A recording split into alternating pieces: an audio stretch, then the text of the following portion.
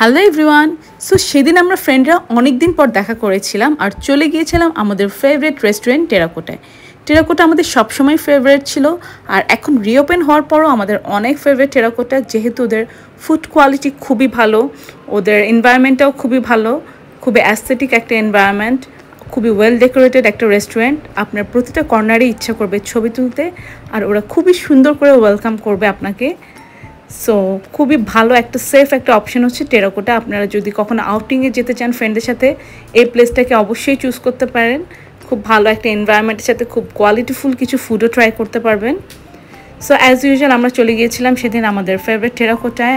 So আমরা অনেক আড্ডা দিচ্ছিলাম ফ্রেন্ডরা, অনেক মজা হচ্ছিল, অনেক গল্প করছিলাম, ফটো সেশন করছিলাম। আর এর ফাঁকেই চলে এসেছিলো আমাদের চিকেন অ্যান্ড প্রন ফ্লেভারের মোমোটা, উইচ ইজ 499 টাকা। আর আমি বলবো ওদের এই প্রন অ্যান্ড চিকেন মোমোটা আপনি অবশ্যই ওদের সসগুলো দিয়ে ট্রাই করবেন। ওদের সসগুলো এত ফ্লেভারফুল, স্পেশালি চিলি অয়েল সসটা খুব বেশি আমি ছিল।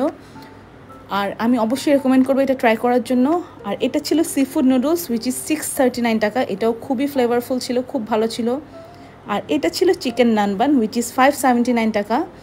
সবগুলো আইটেম এত বেশি আমি ছিল, আমি তিনোটা আইটেম অবশ্যই আপনাদেরকে ট্রাই করতে বলবো। আর আমরা ম্যাঙ্গো স্টিকি রাইসটাও ট্রাই করেছিলাম, ঠিক আমি যেমন থাইল্যান্ডে ম্যাঙ্গো স্টিকি রাইসটা খেয়েছিলাম সেম ফ্লেভারটাই পেয়েছি, যদিও প্রাইস রেঞ্জটা একটু বেশি, 749 টাকা।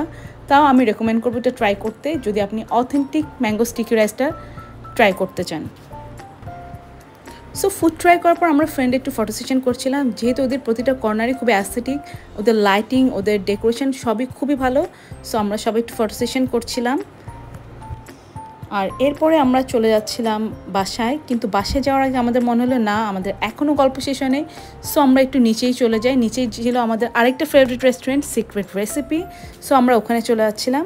সিক্রেট রেসিপির কফি, ওদের সবগুলো ডেজার্টই আমাদের খুব favourite.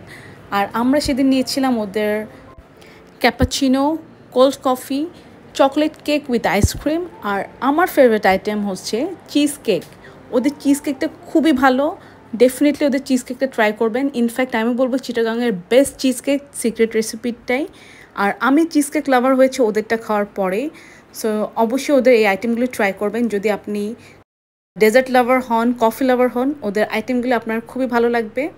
So overall it was a very good day. School ফ্রেন্ডরা একসাথে হলে খুবই ভালো একটা দিন কাটে। আমরা খুব এনজয় করেছিলাম আর অনেক ভালো কিছু আইটেম ট্রাই করেছিলাম।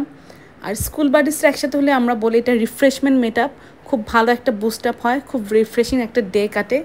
আর এরপর যাওয়ার পালা ছিল, সবাই সবার থেকে বিদায় নিচ্ছিলাম, যেহেতু এক একজনের বাসায় এক এক দিকে। So overall it was a very good day. Thanks for watching.